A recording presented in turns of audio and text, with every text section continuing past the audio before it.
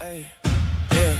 Used to be boxed in, taped up mouth, dreams on mute, heart face south. Now walk in like make that count. Faith in my feet, I break that doubt. Talk to the mirror, you built for this. Scars on my soul turn limitless. Locked in the room with an empty list. Now every you can on my hit or miss. They said sit down, I heard stand tall. They said pipe down, I wrote anthems on the wall. From the floorboards up, I rebuilt it all. If I stumble on the way, still refuse to fall. Shizzy Unchained, Shizzy Unchained. They wanted me quiet, I stepped out the cage. Turn up the rage, turn up the flames. Carve my own lane, now remember the name. Shizzy Unchained, Shizzy Unchained. Voice like a storm breaking out of the rain. Hands in the air if you feeling this change. Shizzy Unchained. Welcome back to Shizzy Unchained, the show where I cover the sector of crypto and AI, and that sector is Bittensor Tau. I have a great live stream for you guys today. It's going to get exciting. It's going to get a little fun, if you ask me. I'm somebody, if you guys don't know, I love being a menace. I love being out there. I love shaking things up. I love pushing things down and seeing how they fall. Right. This is kind of how I've always been. And that's why I feel like I'm good at this content creation stuff, because I feel like I just want to be entertaining, but at the same time, it's really easy for me because everyone likes the show. You just got to put it on, right? And today I have Seby. So Seby has been somebody who, in my opinion, was a face of Bittensor. When you thought about Bittensor, he was one of the 4 or 5 fully doxed faces that are out there. He's somebody that, you had to talk to. If you didn't talk to Seby, you really didn't know Bittensor. And he had RESI, and then he had Zipcode, and then a lot of things happened and unfolds on the timeline. And if you're new, you're going to learn a lot about the situation, and you're going to learn a lot about him today. You're going to learn a lot about Bittensor today. You're really going to learn about the structure of this ecosystem and where the holes are. I think that's really important because Bittensor is not perfect by far. Crypto is not perfect by far. AI is not perfect by far. You add all those 3 things together, you get a big mess. But over the course of the next 6 to 12 months, Bittensor is going to grow from, a 4-year-old, 5-year-old into a teenager and then into an adult. And we're kind of seeing that structure happen right before our eyes, right? Bittensor is growing up, and it's growing up very quickly. The people in Bittensor are growing up quickly. A lot of these people, they have entrepreneur experience, but if you add crypto and you add AI to their entrepreneurship, it's very hard. And I feel like Seby is somebody that if you're looking to kind of build in Bittensor, if you are a builder, you have that entrepreneur mindset, this is a conversation that you need to hear. This is a conversation that you need to learn from, and this is a person who's going to really structure it in that way. I'm excited to get this started, so without further ado, let's bring him up. Seby, welcome to Shizzy Unchained. Thank you for having me here, Shizzy. It's good to be back. Yeah, man. So let's get right into it, man. Who the fuck is Seby, bro? Who are you, bro? Yeah, well, first, in terms of what you just mentioned about me, thank you. I really appreciated that. And to that point, right? As you can see, I don't know if my nameplate is up here, but I am a representative. I'm the person who built Bittensor, BIG. And who I am is somebody who wants to do big things on Bittensor. That's the crux of it. I'm a Bittensor builder. I came in as a DeFi and growth person, right? I came in as somebody who had experience with products and DeFi, growth, real estate, right? And now Bittensor has shown me that when you come to Bittensor, you build for Bittensor, right? It's not like Ethereum. When you build on Ethereum, you build for yourself. You build for whoever you want. But to do Bittensor right and to be a part of the essence of Bittensor is to build for Bittensor. And that is what I exist to do. So regardless of what drama you may see on the timeline, my commitment stands unchanged. And what makes me excited is working with really cool people on really cool ideas for Bittensor. Everything that I've done, whether you see it as right or wrong, has been in that direction. So as people know me in the space, they know me to be somebody who brings a lot of heart. That's who Seby is. It's the person who has a plethora of skills and a team, and putting those things together with heart and with passion and with soul and putting it, right, wearing it on my sleeve every day. It's just a matter of time, and having an unwavering dedication to the truth is also another important thing. more of who is Seby, the last item here is that a lot of people know me as a real estate person, right? Seby is a real estate person. It's because I launched RESI, which then turned into Zipcode. Same company, just different naming, stronger naming with Zipcode. But you know me because I'm actually a marketer, right? The reason why you know me as a real estate person is because I did my job. I did my job really well, I would say. And the issue is that I didn't want to keep doing the same job of what was really like hype and getting people ready and preparation for the next thing. I wanted to hype revenue. I wanted to hype commodity. So as I've made these changes as a builder, as I've come in last September, it's actually tomorrow will be the day that the Subnet 46 transferred to me. Wow. And yeah, so I say that to say in this year, I've learned a lot. And what I've learned is that you build for Bittensor, you come with passion, you come with heart, and creativity, of course, but it's the total alignment to the network, right? There's a reason why I'm not out here rugging charts or stealing keys or doing bad things. It's because I'm here for the long term. So that's a bit of a ramble, but I hope that does a good job of understanding who I am and what really drives me. Yeah. Let's dig deeper, man. Let's really, so real estate, right? I feel like when you started RESI, it was awesome. I feel like it was great for Bittensor. I feel like it was something that even Kantz would say, you know, we have RWA on the chain. We have, you know, I heard him say that before. And a lot of people would say that, even Mark Jeffrey in interviews, we can't say that anymore because RESI became Zipcode, pivoted to instant. How do you feel about that? How do you feel about people not being able to say there's RWA on Bittensor anymore? I'm the person who made that happen. Yeah. Intentionally, right? I don't do stuff. This is not by accident, one, and two, being done alone, right? This is done with teams of people making decisions. And the decision is that Bittensor and real estate are almost opposites. You have like acceleration and archaic structures trying to work together, and it's like what is it? The putting a square in a circle hole. This doesn't work. That is the crux of it. The reason like why we kept having to shift the mechanism was because we were learning more and more about Bittensor. Bittensor, guys, if you really want to know what it's like to be a subnet owner, it's understanding the reality that Bittensor is an infant, like Shizzy said. So you can't just, you know, do as you please. You do what you can do. Yeah, no, I definitely get it. So can real estate work on Bittensor? Is this something that you're going to eventually come back to in the future? Tough question. I know it's probably something as well on the lines of one, does it work? And two, can you be the person to do it? One, I only have one way to answer that question. It's always yes, right? Because I know if I dead focus, I'm going to get it done in due time. The problem is, can I get that due time? Can I get that runway, right? Maybe on an immune subnet. And and honestly, I don't mind doing this. The CTO we just brought in for Zipcode, as now it's doing its thing, he wouldn't mind this as well. But as we go and solve there and bring these RWA vaults, right? I'll give you an example. Our whole goal was let's bring real world assets on chain. We just brought in a CTO who has a company that does these bespoke deals, right? He does these. So bringing them into Zipcode, we're going to be able to get some precedent, get some progress on people getting real loans or real assets through blockchain fundraising mechanisms, financial instruments. So if you can go and do this on Base, what we can do is come back with PMF. We can come back with product market fit. I don't want, you know, quote unquote cons to have to fund my discovery when I am capable enough to go do that and spend my time on Bittensor on revenue, which is what the network wants. Yeah. So Zipcode is not dead. Zipcode will continue. Okay, so that's something I didn't know. I thought Zipcode was put on the shelf, but it's not on the shelf. No.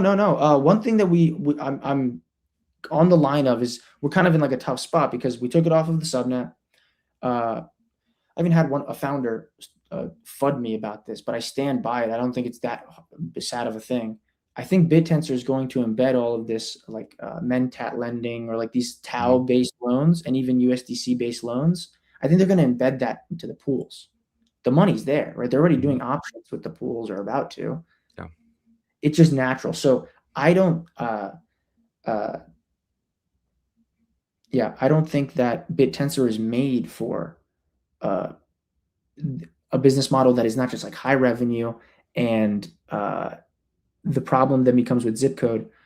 It wasn't high revenue, so we moved it. As it moved and it's on its own, it's just on its own. Now there's nobody to answer to. So we don't have to rush doing subnet loans, right? We're just going to do RWA loans, right? The whole subnet loan idea that we had was to prove our smart contracts worked, right? We can do that on our own. We don't have to do it to 3,000 stakeholders anymore.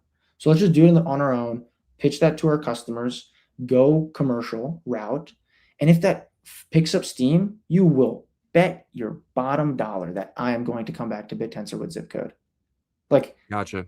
You think like I'm going to make a successful project on base and I'm going to keep it just on base, or at least the economics? Like, are you crazy? Do you know me? Yeah. And then you obviously you can the miners, they're always there to kind of support if they ever need them, if you get a subnet. So there is a lot of reasons to come back from that, and I think that's fine. And I think it was you who said it recently that like not everyone needs a subnet right away, right? Like having a subnet is a luxury, but you got to be ready for it. If you come to Bittensor with an idea and you buy the subnet right away, you are going to get deregistered in the area that we're in now. If you don't have constant updates and websites that I can see and constant marketing, and if your head's down building, you can't market.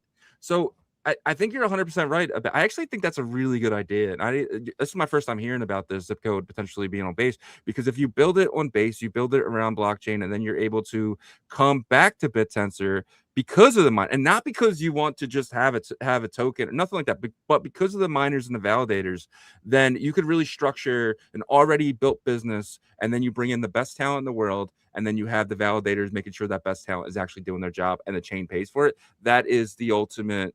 I mean, that's what every business should try to think about when you're coming into Bittensor, already having that revenue. Yeah.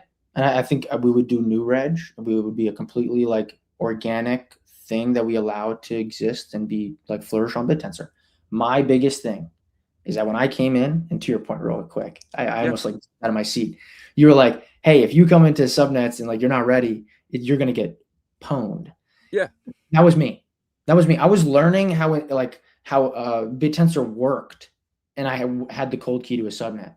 Like, I was just like, I've seen this thing for long enough, this Bittensor thing. I've seen subnets succeed and create these like competitions. I have things that I can create competitions around. Let's do it.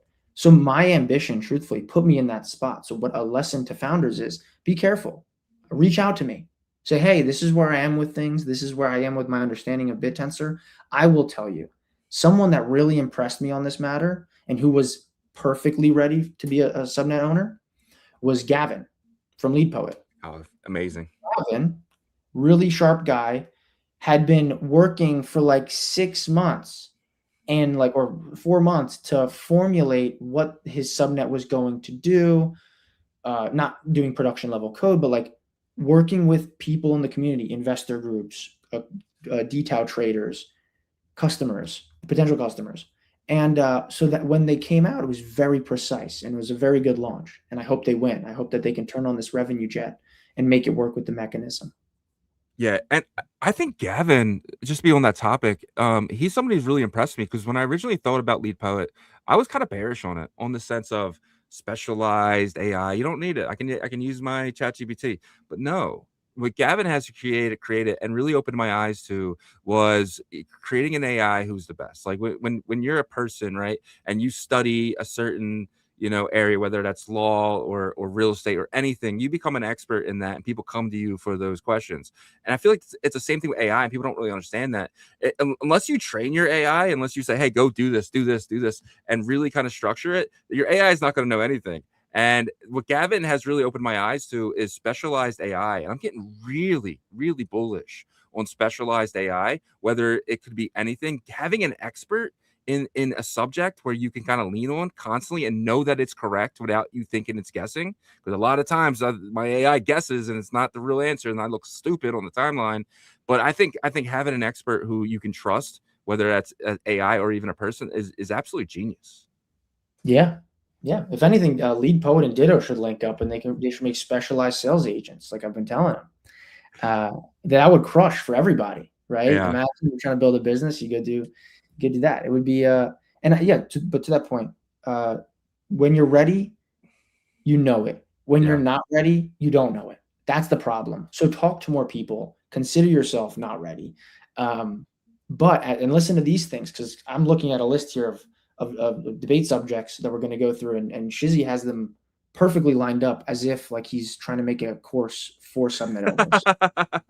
100%. That's kind of what I was going back and forth with. But you said something too about, it's about like you kind of learning on the job. It's not just you. I mean, Babel has some of the smartest people in the world working on their project, and they failed. I mean, they just got deregistered, right? Not saying they failed as a company, but they failed as a subnet because they got deregistered. And again, they were learning on the job. And I can go through and look at like something like Vosense before the pivot, right? She was the same thing. She was structured around an idea, and now I think they have a really good idea with their new the guy Michael Parker they just brought in. So, but I just think that there's so many. I mean, I can say 80% of the subnets seem to be learning on the job here. So it wasn't just you. It wasn't just Zipcode.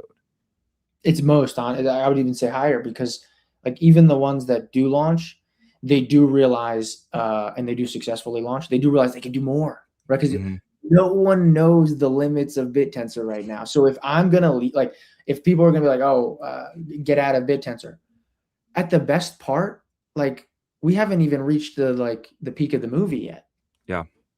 Yeah. And you said something too, just a few minutes ago. You said Lead Poet and Ditto should link up. That's weird to hear coming from the timeline drama. I don't want the show to be about that, but I would love to give you the stage to kind of say what you want to say about that situation, how it unfolded, if you're okay with that.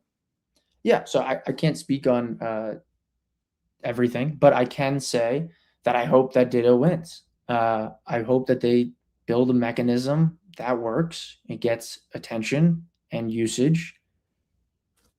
That would be amazing, right? I'm a Bittensor guy. Regardless of whether one person thinks of me one way or another, I allow the chain to do all of the speaking, right? If I was a scammer or whatever, I would have taken money from people, right? I would have wrongfully taken funds, and it would have been a big issue, right? Instead of the minor drama that we had. So my point is that I'm no longer a Ditto employee. I cannot speak on their behalf in any manner. And I think that I would be quite hypocritical if I was enthusiastic about it before, and just because I'm not involved, I wasn't enthusiastic about it now. People would see right through that. And I'm not the guy to just be like, oh, yeah, I don't like it anymore because I'm not working there. Who cares? Like, some things work, some things don't. There's obviously a lot that you can dig into in terms of the root causes of things and whatever you want to occupy your mind with. But I would like people on this matter to know that I occupy my mind with dedicating all of my time and resources towards building. All I want is to create a breakout subnet. I've been attempting that at 46. I attempted that at 118. And I'm going to keep going until it works. I'm possessed. I don't know how else to say it. It's the only thing that matters to me. My girlfriend's like, when are we going to do summer? It's August 28th. It's like, I exist here, guys. My background, has it changed? No. Since my first podcast in space, the car that I drive hasn't changed. I got Birkenstocks. That's it. That's my big splurge, guys. And the point is that I say this facetiously because you can see drama on the timeline on this subject, but you can know that I only have love for people who put good work in, and I want them to put good work in and deliver. And also, I have too much in my brain in terms of a vision that can propel Bittensor, not me, propel Bittensor by way of a subnet. And I won't do anything else until I succeed. So if it means I have to take, a month hiatus or a couple weeks off to just kind of recharge because I've been, pretty brutally attacked, that's it. That's it, but not by Ditto. Ditto did not attack me. I wouldn't say that. I would say I only have good feelings and good vibes to send them. Yeah. I have two questions on this. The first question is, what would you like to say to the people that brutally attacked you, that brutally attacked your character and misinterpreted the ideas and the things that you have done? Yeah. So the one thing I can say is that a lot of people got gaslit into thinking there were valid agreements out there that were voided. I even at one point got gaslit into the same thing. So it's like, just look at the truth, guys, right? Just know that there are convenient truths. And you have to ask yourself when you see something, oh, is this a convenient truth that somebody's trying to get others to believe? And as a lot of this FUD happened, I can just say, believe what you would like. It is a free world, right? I have my beliefs spiritually, and I think that you should go explore your free will. But don't be an idiot. Be logical, right? Look into things. You hear something on the internet, what do your parents say? Don't trust everything you see on the internet. Yeah. Why does that change now in Bittensor when all the stakes are highest?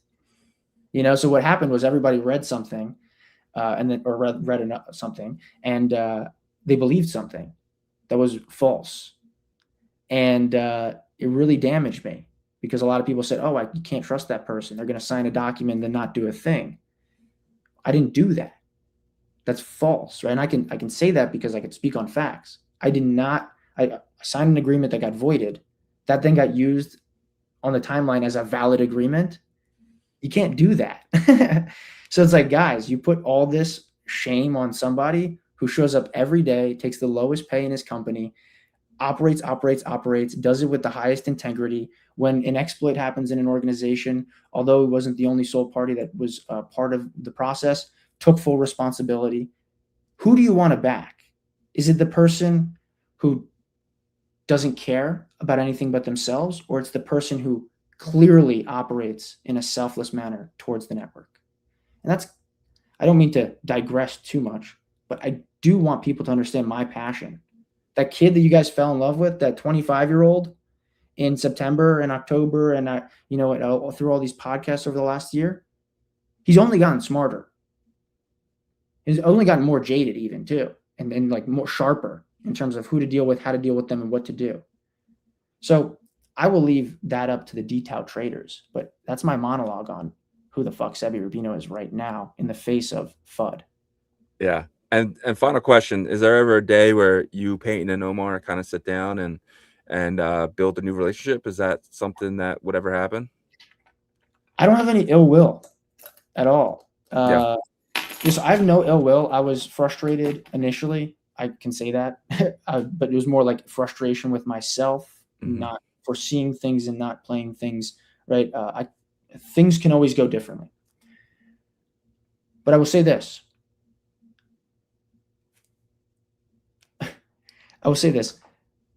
Peyton, Ditto rather, Instant and Seby are in a business partnership. We're in a joint venture agreement for this Instant business, right? We've talked about that publicly on the timeline already, right? We went on a live stream after we launched talking about it, right? So guys, go listen to the live stream, right? It's like, okay, things might happen, but we still have these SLAs and we still have these relationships. If I wanted to destroy a relationship with Peyton and Omar, I would have not given them their key back. I would have dumped and then never given the key back, made them take it over with conviction, right? It's like, I don't want to name any names, but what would somebody else do, right? There's no telling, not knowing. And think about it. I did the thing that is most amicable. The alternative is insane drama that would have enriched me tremendously. but it would have been horrible for my reputation. And that's why it hurts that my reputation got damaged after doing the right thing. Yeah. And I do think you did everything. I mean, it came out publicly, which, you know, that wasn't your fault. That was definitely on the other team. And then you I mean, I'm somebody who covers the space, right? So when that news came out, I was going to put something out, like a tweet about it. And I was like, you know what, let me wait till Seby responds. And then you responded, they responded. And then next thing you know, Ditto hit. We have successfully got our key back.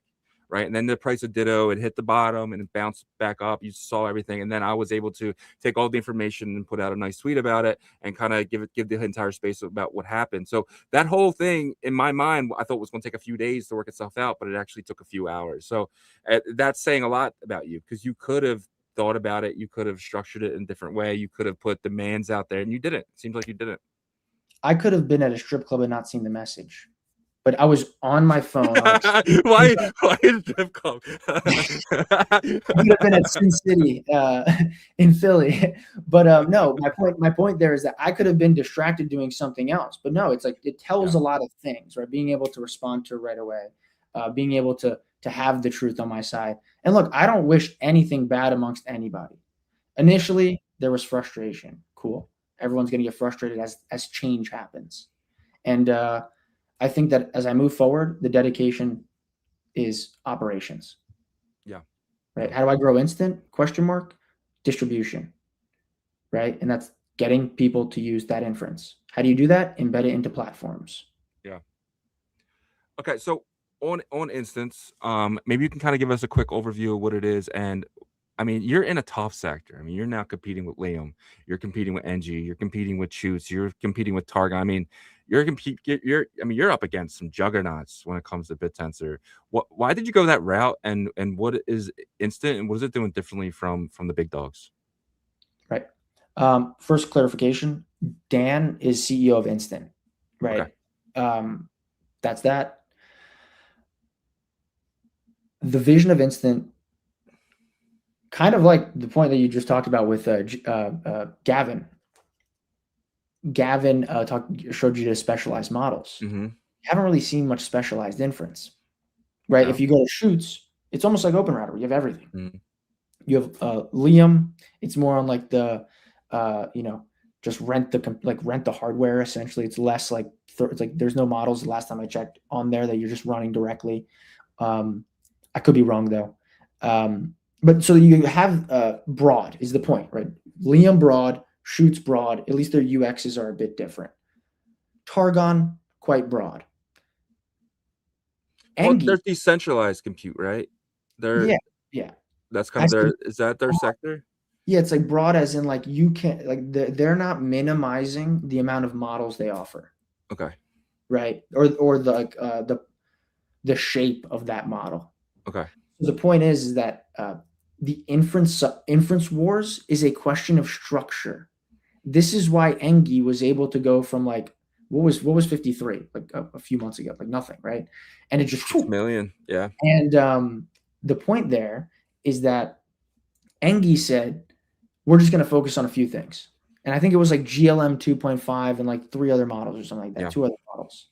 When you think about like just like the math, like the theory here, when you minimize models to say 1 and you maximize any type of device to be able to serve that model or be part of serving that model in a distributed pipeline manner, if you can configure that, that means that is going to be the best commodity, the best model, right? Inference as a commodity is about accessing the model, right? So if you give people the model and just that model, you're going to be the best.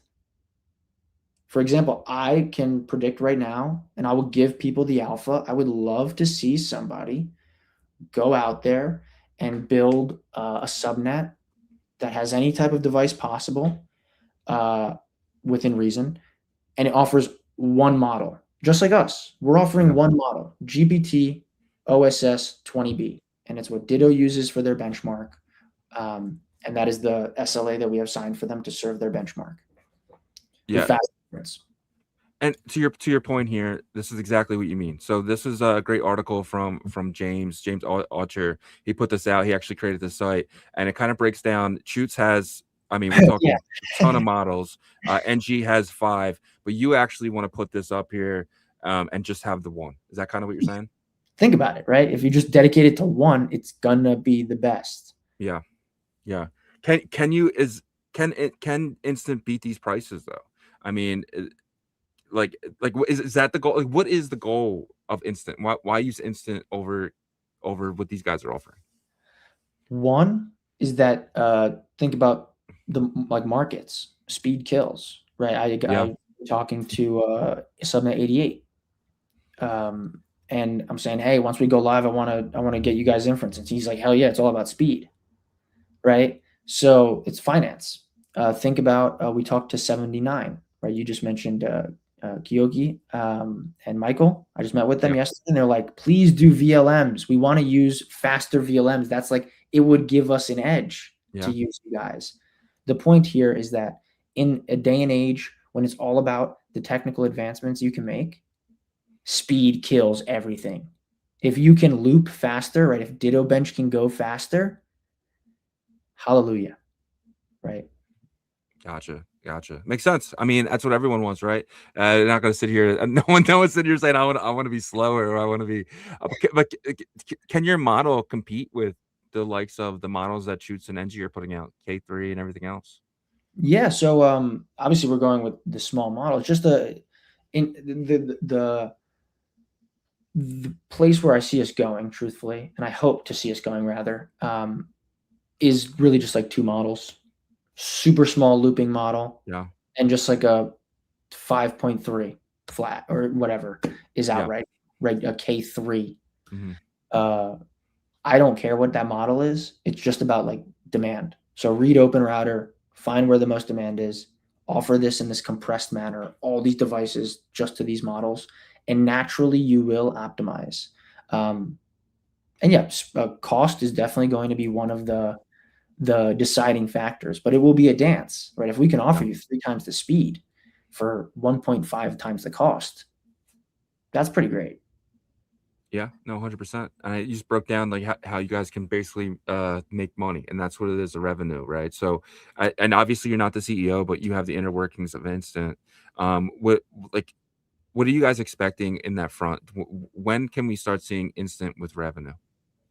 Well, as soon as it goes live, ideally, right? The whole reason for this launch and the way that we did it was to have a customer lined up.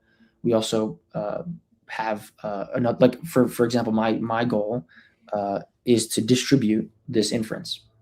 The best way to do it is through platforms. So although we have a starting point, I'm already, like I said, talking to other subnets and working with a team outside of Bittensor, a startup outside of Bittensor that needs Inference, and they want it to be instant. Not they don't want it to be hours, but they want it to be fast. They want it to be I got it. Yeah, so that's what we're doing. I mean, you picked the right name for that, right?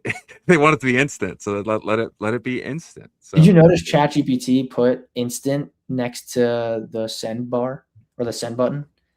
I didn't notice that. Yeah, if you go to the desktop app, I believe it is. Yeah. And you're not on work, but you're just on like ChatGPT chat. Oh, okay. Yeah. I hate how slow Codex is. It's so annoying when you go into it. Here's a question for you, Shizzy, not to turn your podcast on you.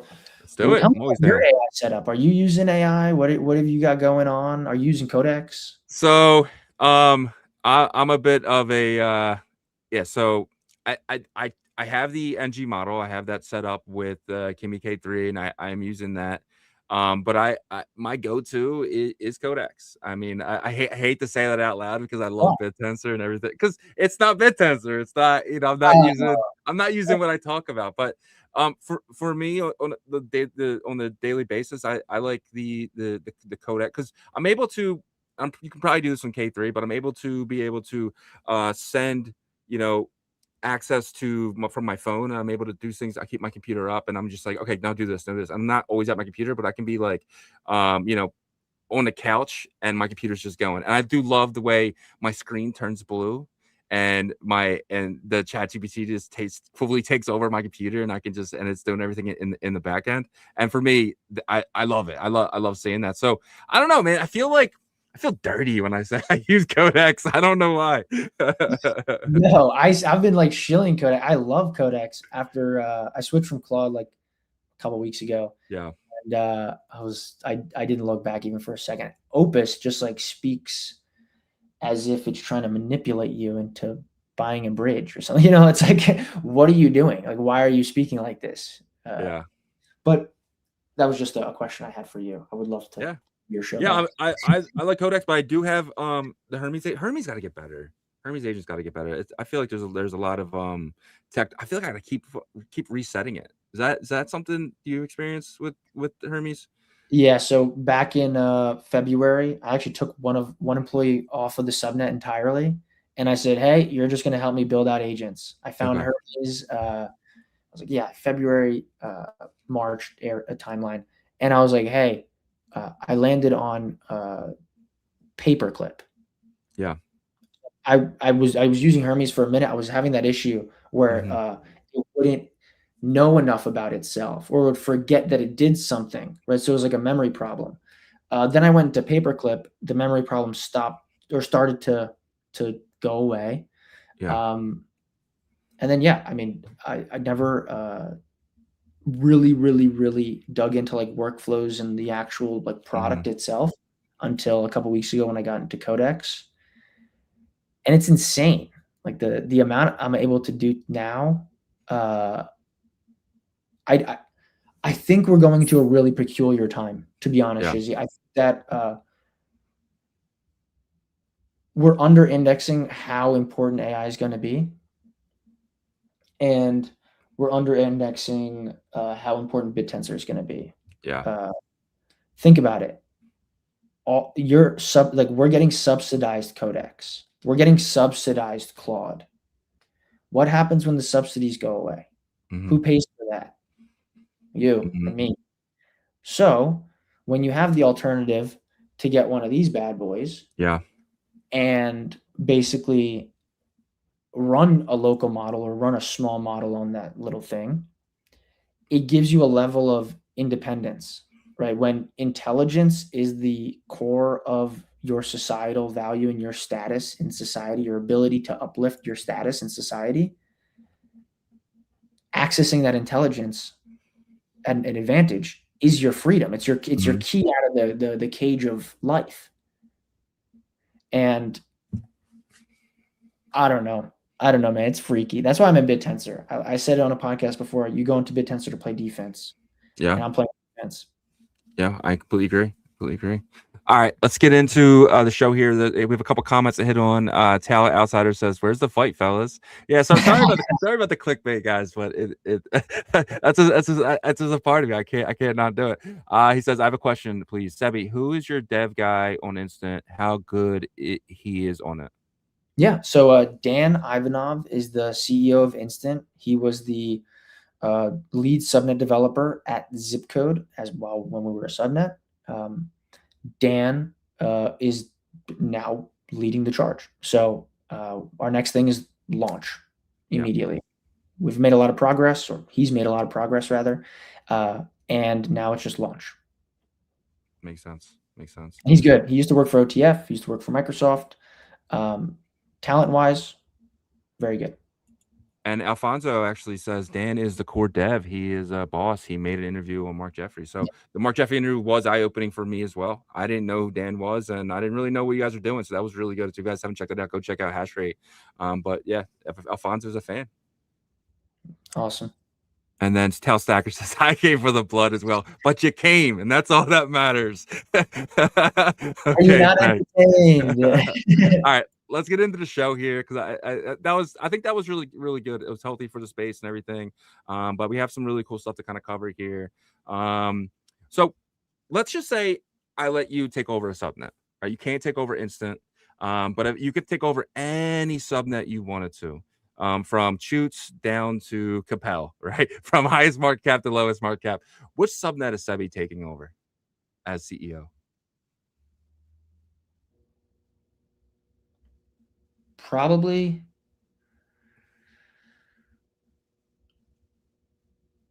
I know it's a good question. You know, it's like one of those things I think about daily. Well, I'll tell you what's in my mind right now. We'll go through it. Yeah. What's in my mind? My first thought is Hippius. I love Hippius.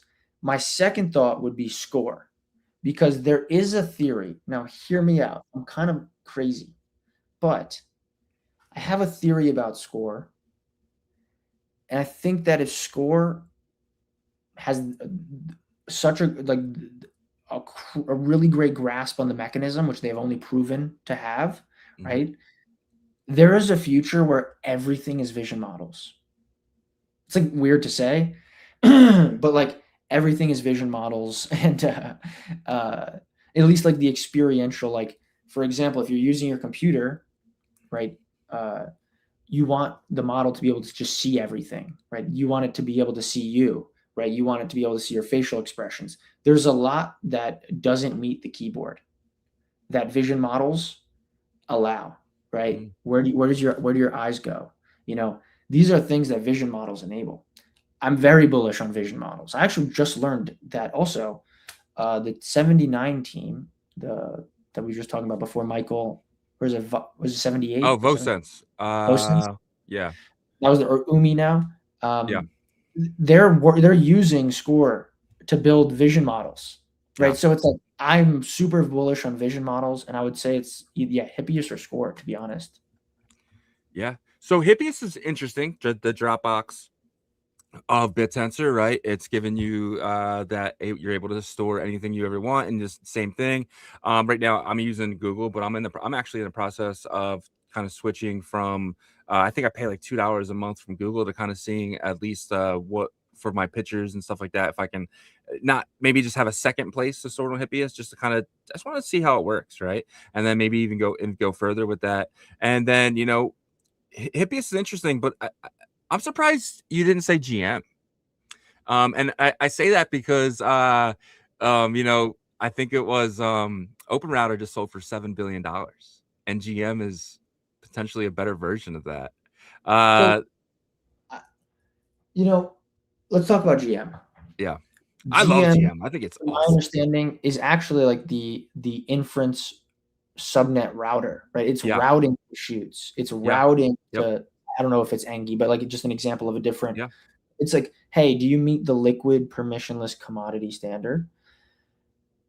That is an awesome commodity. I love it. It's great. But what I think is most important is not that. I think it's more about the experience. I think the reason why I say Hippius is because it's so cheap, right? It changes the type of products you can offer. Gotcha. Right. That's really it. Score, and then Score is just like, I don't think people are betting enough on vision models. Yeah, 100%. But like one thing about Score, and I keep coming back to, like I have a pretty big position in Score, just to be transparent, and I want to add to it, but the flock camera stuff is hurting. Obviously, everyone at this point heard about people coming around and cutting the flock cameras down in San Francisco. There's a big movement right now to kind of get away from this. It's really coming from, but all the people they're very left centric, meaning on that side of the scasm, right, or chasm. How do you feel about that? How do you feel with the flock cameras and potentially Score being in that area? It's inevitable. When you are in a society that has to compete against other societies, those societies want to grow. Therefore, they're going to bring in people, and they're going to grow in population and collect more taxes so they can stay competitive. You have to get to a point, or you will naturally come to a point in which the population becomes too large for you to contain in a social manner. Therefore, you have to do it in a forceful manner, right? The one thing that the government has against us all is a monopoly on violence. And if they can instill that monopoly on violence more and more and more, although it is quite damaging to us as people with free will, it is very freeing for the nation to have that peace of mind, because flock will make crime go down.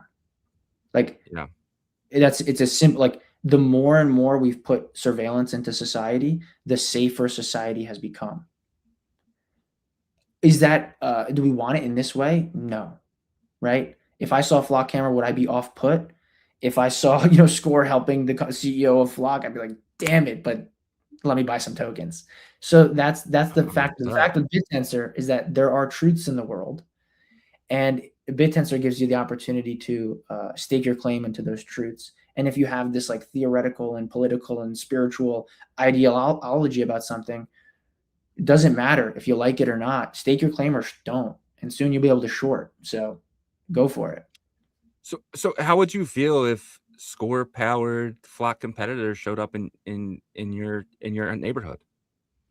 I would feel safer. Yeah. I think I feel the same way. You know, I'm in Philly and we have a car problem.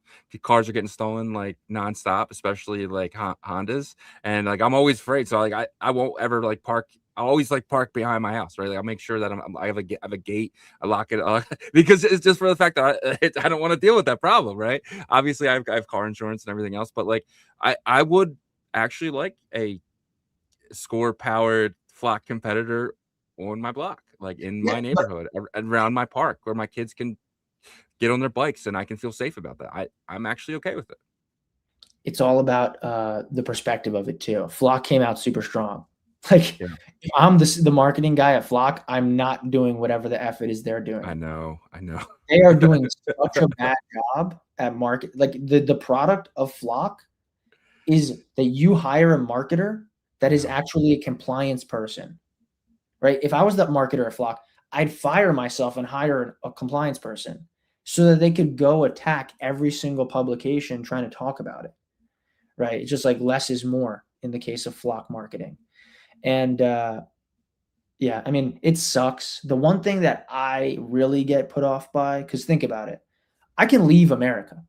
Yeah. Right? I can leave the Americas. I can leave the United States of America. I can leave New Jersey. But when a company like an Anthropic or an OpenAI start making you put your ID in, that's where I draw the line. I'm like, okay. Yeah. Now you guys, all right, you're going to basically be the global superpower. And then you're going to pick, like, literally, you're the only people that can make these companies with government support, with like a huge venture support from that nation. You're a product of the nation. If you can reach the scale that Anthropic and OpenAI has, you're not a product of your investors even. You're a product of the nation that you were founded in, guys. Yeah. So to then restrict that nation is just sickening. But then again, it goes back to safety. What if you now know that because of this Claude ID feature, your sweet grandmother is never going to get a call that your nephew is a hostage and he needs $5,000. Yeah. Right. So that can happen, and that could be right. So you can always steel man the surveillance claim, but at the end of the day, I'm a human. I have heart, right?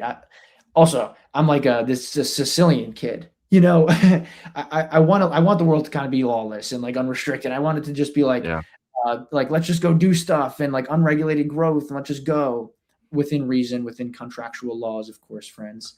But yeah, do you agree? No, 100%. I 1,000,000% agree. Like I said, especially seeing someone with kids, I want to make sure I want them at my kids' school, right? I want them all over the school, right? Like I'm okay with surveillance. It's so weird though, because I say that, but I'm not okay with internet surveillance. Like I don't want anyone seeing my wallets or anything like that, dude. I'm somebody who I change my wallet address like 4 or 5 times a month. Like I'm not even joking. Like I use Simple Swap to swap it over to Solana. Like, you know, my daily trading wallets, swap it over to Solana and then swap it back to a new tail wallet, because you're able to go into back to Solana then back just to kind of wash it. And like I don't know. It's just I'm just somebody.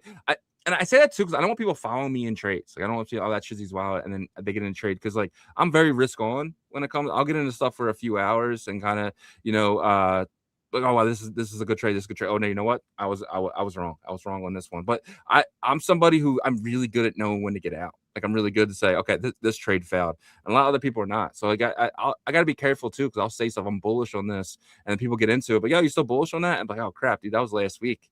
You know what I mean? I like it, but I'm no longer like really bullish on that. So I struggle with that, but like I don't like internet surveillance. I would not like my my history to be out there, but I'm okay with when I walk to my car if I'm on a camera. If I go into Target, I'm on a camera. It's like I'm completely okay with that, just not on the internet.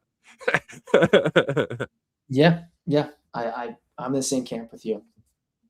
But All right. definitely use the rage bait, right? You can totally rage bait people on I the love it, bro. That's all I do. That's what makes me me. It's fun. I'm a troll. I'm definitely a troll, but it's definitely a flaw in me. But who knows? Maybe that makes me why people watch. So, all right. So, what are you seeing in Bittensor that is missing? What's one thing right now that you can look through Bittensor and say we are lacking in this area? liquidity. No, Well, let's think about it. Life gets really hard when Tau is under $300. yeah. Right, especially when it's under $250, like shit's really tough, right? You even see people start like going against each other and all this crazy stuff, crazy changes happen when prices get low, right? What I think is missing in Bittensor is more people that understand Bittensor. Follow me here. One of the reasons why I actually think I came into Bittensor at the perfect time is because, yeah, I had to learn a lot of painful lessons, and yeah, I had to go through a lot of bullshit. But I'm a very differentiated founder in Bittensor. There's only like Max is, I would say somebody who's like not the dev type and like speaks the marketing language and the business language, and he's better at his job than me. He's been doing this longer. He's more mature, and I strive to be a founder like him. But what I think is missing is more storytelling that brings people in. Ken went to Paris with me for the proof of talk. I think it was the thing. And we made a video. That video got 500,000 views about how Bittensor being this place where people have conviction and you can own your intelligence. Got over 500,000 views. How many? And Jason, that was Jason's post. He made it on that saying, at least buy one token. This is the best system ever. Like, watch this. Yeah. And when I know my team is capable of doing that type of stuff, it's stories. And we are going to keep telling stories and telling stories and telling stories. Yeah, no, I agree. I would say to this, I do think I mean, 100%, really kind of getting that message out there. But one of the biggest things that I hate about the space is the heads down building. Like, I get it. Like, you're building, but there's weeks that go by without a Targon post, without a Liam post, without, you know what I mean? Like, I don't think people really understand how important it is to post multiple times a day through that subnet account. And like I love the Gary V thesis, right? Gary Vaynerchuk. He's somebody who says, you put out as much content as you possibly can. 99% of it will be shit, but that 1% could really reach further than the Bittensor crowd, right? And I think people really, especially the heads down building crowd, really lack the tool that Twitter is or X is. And it is not just a marketing tool, it is a community tool. And that's what meme coins do, and why people get addicted to the gambling casino is they make you feel a part of something.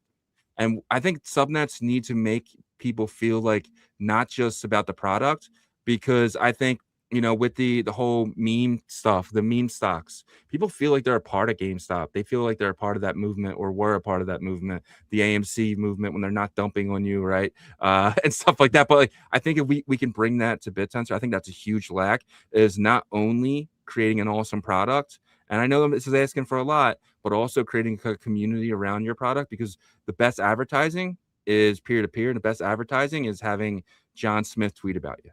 You know what I mean? Yes. So I'll say this on this note, and I'll tie it into a lesson for subnet owners. The pivot of 46, right? I'm not the CEO of Instant. So it's like different company. But the reason why we did that is to go short on hype and long on revenue, with the understanding that we are a team that's notorious for hype. So if we can really focus on knowing that the subnet is there to deliver inference, and then people will know, okay, it's going to grow, right? There's resources being dedicated to the growth of this thing. That's the most important element. I think that it's a really tough balance. I think about it. I went and marketed Zipcode for 11 months. I had to essentially hype, educate for a little bit, show that these models are working. And then people were like, oh, well, we don't want to use those models yet because they're not good enough yet. And we're like, okay, let's keep trying it. And, we get to a point where the models get good enough. But the point is, you can have product as much as you want. You can make your own differentiated models. You can do whatever it is. But at the end of the day, money is what moves the needle and keeps a sustained breakout. It has killed me that the Zipcode token, or the RESI token when I launched, went up a ton, came back down, petered out for a few months, went up a ton again, back to, 0.015, 0.013 area. But it could never sustain because it was based on hype. It was based on, and you know how sickening it is to me to wake up every day as what I like to think of a talented builder and then be pigeonholed into hype because the network isn't what it was when I came into it. Right? It's like, no, I don't have to do that. What I have to do is what's going to be best for my stakers, always. So yeah, don't hype just to hype. Don't build just to build. You need a holy matrimony. Zipcode, it was like we were developing, launching, but hype was like up here. We were like, I want to kind of balance things. I want to find more balance and because I don't like that people feel that I'm just like a hype monster or a car salesman. I want people to be like, oh, wow, that guy's a crypto growth person. And whatever he is messaging about, that's the thing, apparently. See, I disagree, man. I really do. I think people need hype monsters. Like you need to figure out, needs to be your job. You're obviously not the CEO and stuff, but you need to figure out, how do you take that meme coin camaraderie? How do you take that meme coin style community and put it around a product?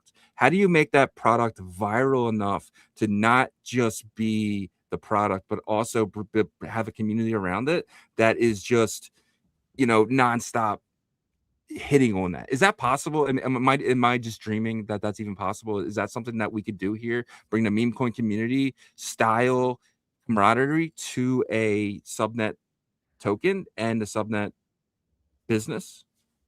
Okay, let's break down meme coin camaraderie. Yeah. One, it's about having exposure. So we have that, right? You can buy the thing. Two, it's about having distribution.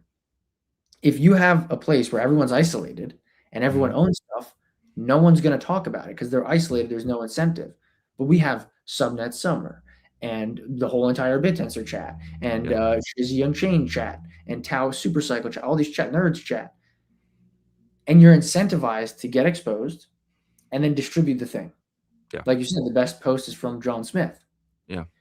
So I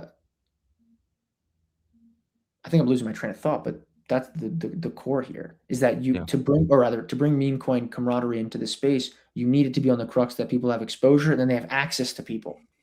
Yeah. Right? That's the game. And also we need people to get rich. No one's getting rich in Bittensor. Can we just be like legit right now? No one is getting rich in Bittensor. Yeah. There's like a handful, but here's the problem. You need like these traders, and you realize these traders know that if they win in this really hard zero-sum game, why would I give that alpha away? Like for you, it's like you probably give some alpha away, and that probably damages your trade sometimes, right? If you allow them. Yeah. But why do that? Yeah. Right? You actually made a good point. Green candle syndrome is definitely the definition of meme coin camaraderie. So if you're able, if 100 people get in dirt cheap and that thing runs up, those, let's just say 70 of those 100 people holding up until the thing really should take off. So yeah, so you're right. So I guess I answered my own question. Well, you helped me answer the question. Would be green candle. Green candles will bring the meme coin camaraderie around the token. So you bring the green candles, you bring the revenue, you bring the reason to go up. You actually bring potentially the meme coin community around that. Because that's the thing too, is like the biggest people who talk about ETH are the ones who got rich off ETH. The biggest people who talk about Bitcoin are the Anthony Pomplianos of the world who are buying it for 2K, and now they're able to tell you, Bitcoin's still a great investment. And you know what I mean? So yeah, so you need green candles, you need people to get rich. That's when we can bring that to Bittensor. Quick story on this note. Yeah. Solana created the meme coin Meta, right? Chains, right? Yeah. Chains need to have services, lending, DEX, this, that. Launchpad became one of them because meme coins on Solana. Why? Because a bunch of whales in Solana said, hey, we're going to dump a ton of SOL into these charts and people are going to get very, very rich. Yeah. Like weirdly rich. And when you dump $200 million, $100 million, more realistically, into a campaign, right? And that's not a crazy number for crypto companies, no, right? So you dump $100 million into pump fund charts. People start getting rich and talking about it. How else? What better marketing than I'm 16 years old and I just made $5 million trading meme coins? Broke ass. Like you're clicking that. Yeah. No, 100%, 100%. Got some really good comments here. Shout out to you guys. Phrase says Seby is the one of the best in the space. Tailstacker says former Microsoft employee here too, and familiar with Dan's work. Good technical and business brains. Oh yeah, Dan is a former Microsoft employee, right? Yeah, that's huge. It's huge.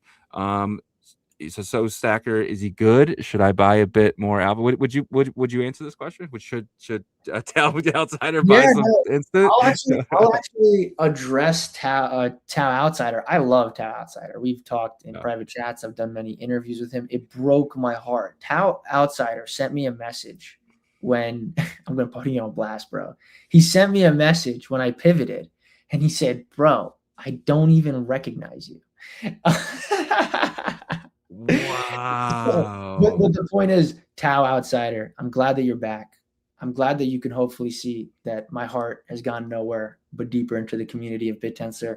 And yes, Dan is very good. Technically, Dan is very, very, very good. And we're very happy to have him on 46 running it. And I'm here to support as much as he needs me. It's really like he's leading that. He tells me what he needs from me, and the community pushes what they want from him. So I think that type of relationship is going to work out really well. So yeah, Tao Outsider, not financial advice, but put all of your life savings into instant. You heard it first. Not financial advice, but maybe do it. He says we have room for 8 to 10 inference subnets on Bittensor. No, we don't. No, we don't. We That's don't? a lie. We don't. We have room for speak on that. We have room for 128 inference subnets on Bittensor. Why? There's more than 128 models.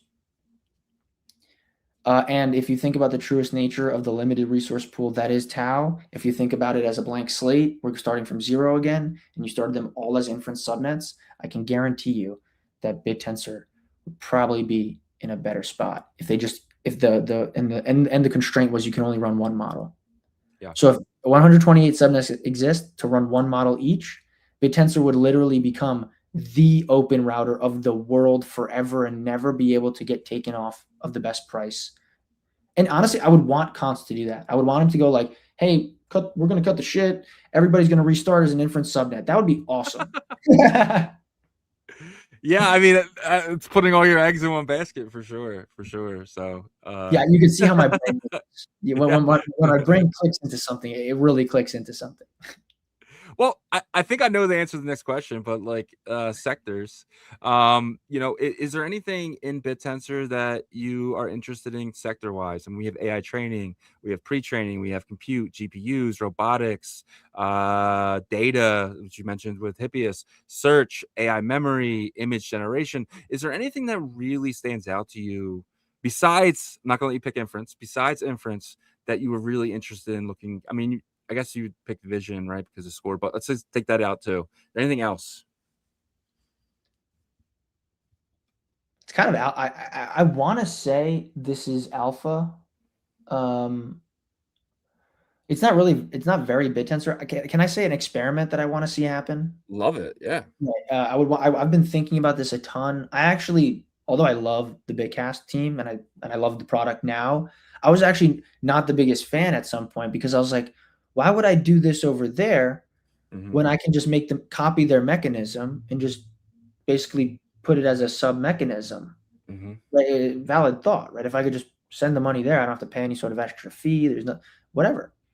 And that idea extrapolated to its most extreme sense is, why don't we just make the incentive mechanism grow the product? Like, why don't we just make the incentive mechanism? Like, do you remember school.com when they did the school games and how Hermes invested, right? It was all over the timeline. Why don't, like, if you realize school, all they do is they have a very stupid, simple software, and then it's all about marketing and sales and growth. Yep. Right. Most businesses are like this. And especially in a day and age where development is not really the moat, it's decentralization and distribution. How are you going to get that? So I would love to see an experiment where our subnet comes online and it's a business, but that business literally just incentivizes people to join the network and pay. Like, for example, if I'm going to pay you $2 for every 10 you bring in, it's not profitable for you to keep giving me $10 just to get 2 back. So how are you going to exploit it? And if I'm getting 10 and I'm giving you 2, I'm still profiting 8. So it would actually flip the whole like inference issue as well, where you have limited miner incentives to give out, limited inference to offer, essentially, until your price goes up. Flips that. Basically says, hey, you can basically have 5 times the throughput. Right? If you emit $500 or $1,000, you can get $5,000 back. Right? And you keep 4,000. Yeah. That's it's like what are surplus things, right? I had a guy reach out to me. This is another one on your subject, and he was like, "How are you going to outperform all of the token printing, right? Because miner emissions and the 100% buyback, that's just miner emissions, 80,000 tokens a month in first halving phase. That is 80,000 for stakers as well, and 40,000 for the team. So the idea is you need incentives to cover that sell pressure, right? You need that liquidity to come in. You also need a surplus beyond your emissions. Interesting. Yeah, I definitely see that surplus in emissions. Yeah, for sure. So one thing that I've noticed is that when I was a part of a different show before I did Shizzy Unchained, I was a part of On-Chain Revolution, which was originally Ordinal Revolution, and we had a couple partners that were building on Bitcoin, and one of them was called Emblem Vault. Emblem Vault, they started doing something on Solana. They basically are the ones that are doing the migrations. So if you want to migrate to a different token contract, you would use them. They paid over $100,000 for an audit of their migration system, right? Recently, Mentat, they put out this amazing lending platform, and they use Bitsec. So Bitsec is basically now doing audits using their code protection, which originally I thought was just there to kind of help you stay secure. But not only that, they're able to make sure that your EVM smart contract or Solana smart contract is doing exactly what's supposed to do, and it finds all the bugs. And I thought that was absolutely game-changing. And I was not bullish on security until Mentat talked about Bitsec in their last post. And I'm kind of blown away about what we can do here when it comes down to security and auditing smart contracts. Yeah. Well, I'll tell you this, in security, there will never be a one winner, right? Okay. And like most things, there won't even be like 2. What there will be is many, right? People like need a lot of different security providers, but I think Bitsec has done a really good job. They carved that out, right, for them in Bittensor.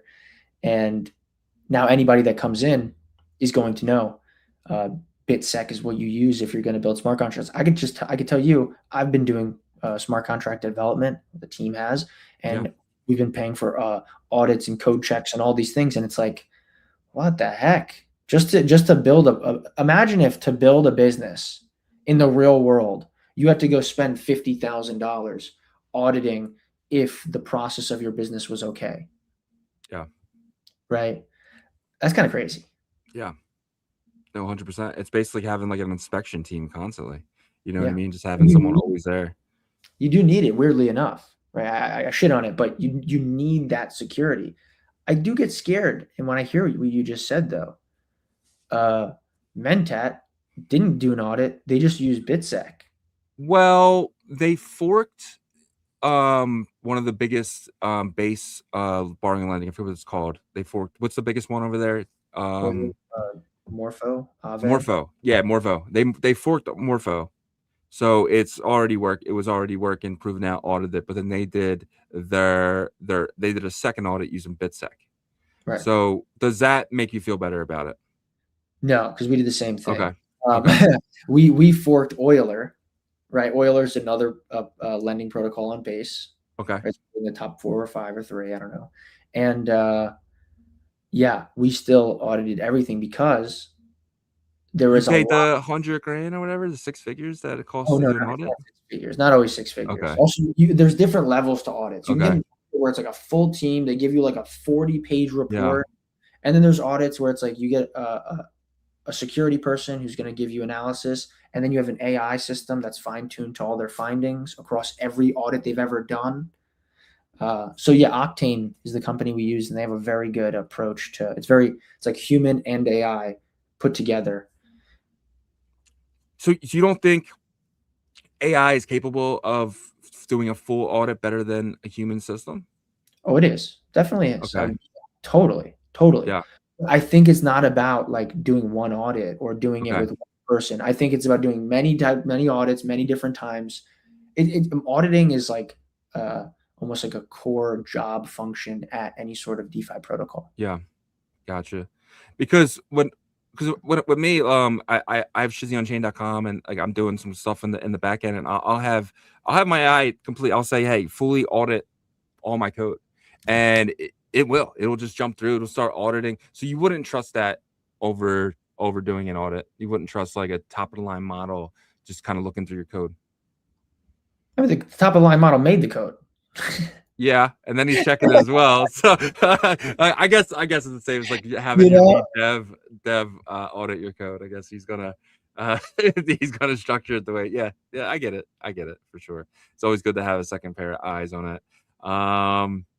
All right, so one thing I did want to talk about. I know we're way past the hour, and apologize if you have anything to do. Yeah, I'm having fun. This is cool. I build in Bittensor to have fun, and you're letting me have fun right now. I know. I can talk about Bittensor all day. That's what people don't understand. It's like this is not a job for me. I don't make money on this shit anyway, but I honestly do. I honestly do it for fun anyway. So it's like all right. So you and Mark had a really interesting discussion the other night on the Bittensor bodega, or but I forget what it was called. Yeah. You changed the name of it, but it was great. And the conversation was basically over the token model, which we have today, and then I guess you would say the share model of selling shares into the market. Could you kind of, for anyone who doesn't know, could you kind of go over the overall your point of that discussion? Yeah. Man, this is like my favorite discussion. I'm going to be doing a debate at Exploit against one of the team members at Unsupervised Capital. I'm taking the stance of a subnet should only have a token. Okay. The other side is that a subnet should have equity as the business and then the token. I'm going to start by not negating my point, but giving the debate, making the case for equity. When you raise money with equity and you have a token, you can take the money and then put it into the token. Yeah. Right. So you could take money, sell your equity that you made up, and then go buy the valuable stuff that's not just made up. Right. It's backed by Tau. So you have that. Right. That's the thing that you can do. Therefore, in that framing alone, doing equity is better for the token holders in the short term. In the long term, it then says, okay, well, you have to return revenue back to the equity holders. or not, right? Let's continue. What if you are a business in an equity company, and say an LLC for an easy example? You're not a corporation, an LLC, and say all of your revenue goes into buybacks, and then that's your treasury as the company. That was the model that we ran and raised at a $20 million valuation for RESI. We said, hey, we're going to make a ton of money. And not only are we going to get roughly 40,000 tokens a month for free because we're the owners, but we're going to put all of our revenue into this treasury as well. And eventually someone's going to want to buy the treasury and the multiple, the revenue multiple. So then basically we're doing all buybacks, but then we're, the equity company just exists to be a DAT, right? A developer, DAT, and distributor. Develop, distribute, DAT. That's the model if you're going to do equity right. Then again, I don't know why then a company is like, hey, why a company is not like, hey, we're going to, like, for example, I see a lot of subnets. They have a subnet, they have a company, they use the subnet as the company, but then they return partial value, right? I don't get that, right? I wouldn't want someone like just building on my tech if they're not like driving all the value, and it's not. That's also a different option, right? It kind of negates my commodity point, right? So it's really messy. That's a great reality. It's not a great reality for the world that we live in, where it's no one knows about Bittensor. Nobody. Under 1 million people are exposed to Bittensor, which is crazy. Yeah. Well, what is the number? I mean, it's got to be like, there's probably 250,000 people in the world that own Bittensor tokens. And and I'm sure half of them are on exchanges like Binance and Coinbase and Kraken. Okay, right? Then maybe a bit more. But there's probably like 500,000 people that hold Tau or Alpha as a human being. Yeah, and that number is so impossible to track because I have 11 wallets. I was counting them this morning, right? So it's just like, and because I don't like keep all my eggs in baskets, so it's nearly impossible to kind of figure that out, how many people are actually in Bittensor. So 100%. Right, but back to the point, just to round it out, kind of went all over the place. It's hard to serve two masters, and it's also hard to look at your subnet in a way that is like it's for the world. The subnet is like for the streets per se, like everyone can just come and use it. Whereas it's like the other model is like token only. This is our baby. If you're gonna buy the thing, that's the whole business, right? So my to score, although I love their model, I actually wouldn't change anything because they've made it work for themselves, right? What I would say is, hey, why don't you guys just like focus on the subnet, right? Why would you do the business? Why wouldn't you go get other businesses to use your thing? Unless it's a dog fooding question, which makes sense, right? Yeah. Good dog food. Yeah. Just to explain Score's model, Score has a parent company, Memeco. Memeco is using Score via APIs and stuff like that to kind of, I kind of see this, and I said this to Max, and he agreed a little bit, but I kind of see it as, Score being the coffee and Memeco being Folgers, right? They're packaging what you're getting from the subnet into, basically canning it, putting a stamp on it, and then selling it to companies and corporations with the stamp of the company, not the subnet. And potentially when you do get revenue, Memeco, gets revenue, they can buy back the Score token to make sure that they're getting the best miners to kind of keep that flywheel going. Is that kind of, do you think I said that in the correct way? Yeah, that's exactly what they're doing. And that model makes sense when you add more Monacos. Vanta does the same thing, right? Vanta built Subnet 8 or 8, right? To be the place where you can make a prop firm. Yeah. They just happen to make Vanta or whatever the name of their prop firm is.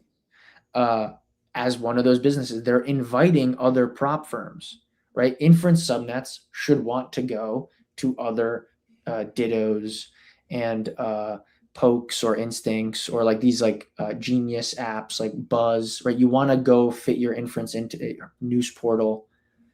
So it's just a different approach, right? I see it as, okay, I can only really represent the subnet. Why would I build another company? Let's just go do that.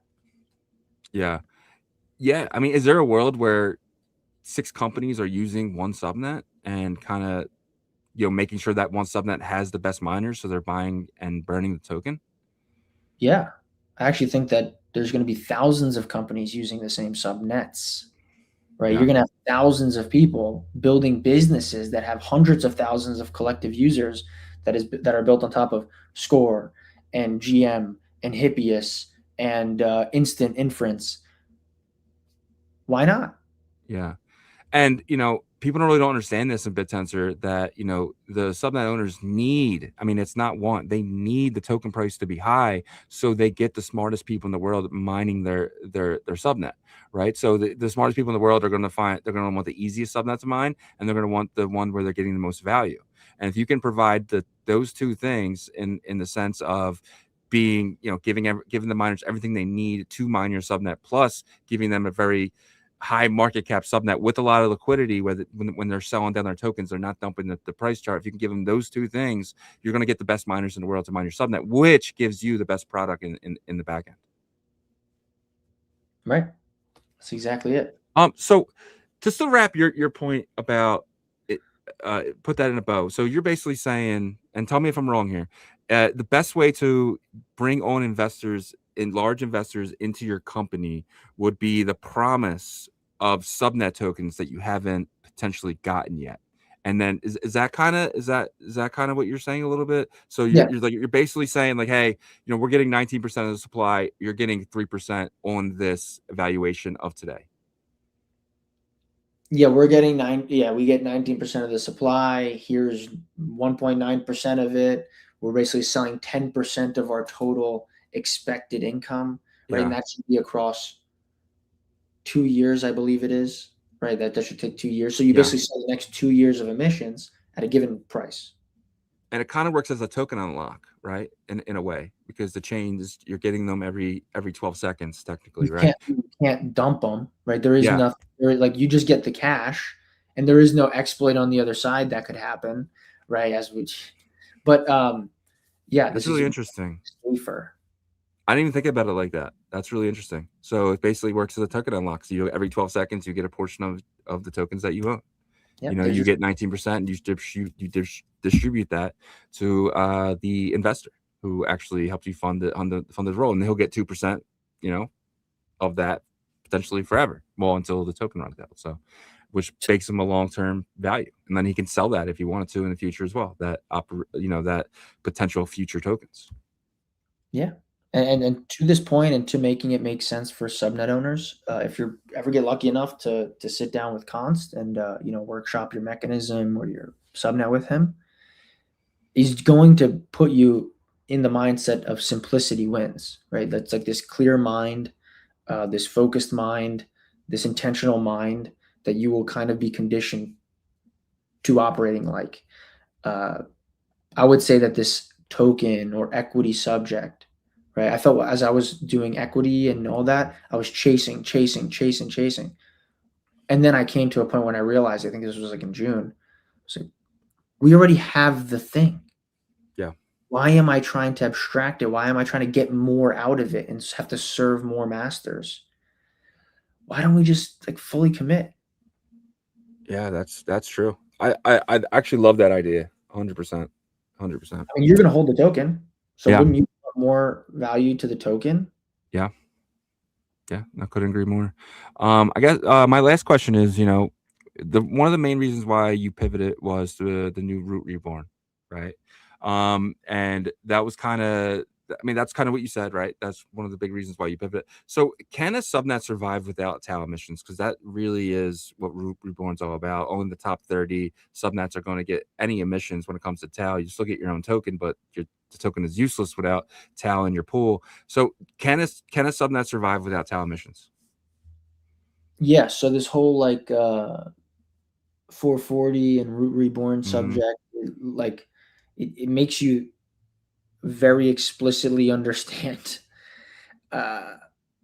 you don't have the same time you once had, little fella.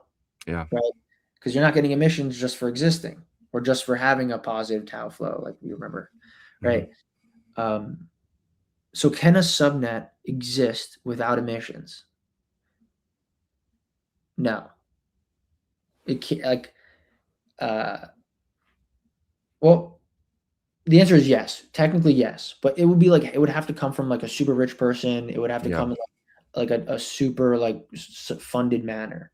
If you're talking about like not to like speak of myself in third person, but like if you like me, a Seby type builder, if you go out there and you realize, oh, Seby's success is my success, right? He doesn't have a rich daddy buying up his chart. He doesn't have some private investors that are coming in and buying up the chart. When you buy the bottom of Seby's chart and then it goes up, you're the winner with me, right? Interesting. Yeah. I would say that that's important as well, because like I said, you can have a story where nobody benefits, right? You can have a chart that just starts up here and the people are like, I really don't want to buy $100 million or $50 million market cap, right? And I think this is a really long-winded way of answering your question. No, yeah, 100%. I get it.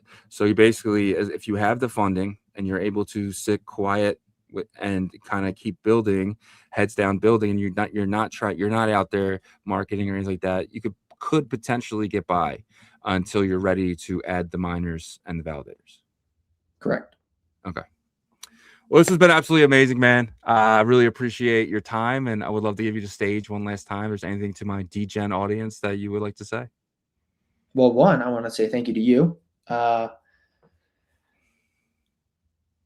the community. I've been in Bittensor for a year now.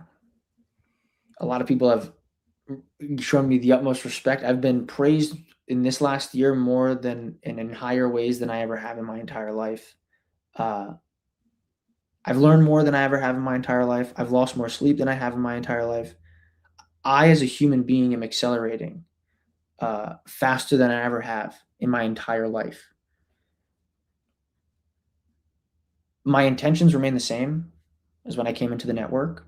And I hope that anybody who's listening to this part and they've seen some drama about me, I would like for you to put on your critical thinking hat for 0.5 seconds and say, what's really going on there? What's the timeline of events that happened there? And what convenient truths can be told that may be part of why I think badly about Seby right now, or why people are talking badly? Because how do you have a circumstance where everyone talks great about somebody for 11 months and then you don't do something that one person or a small group of people want, like an insider launch? You don't do that, and then now no one likes you?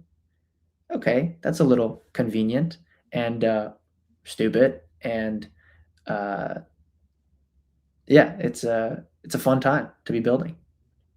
Yeah, and just to go about that real quick is they don't have to like you, but I feel like people do respect you.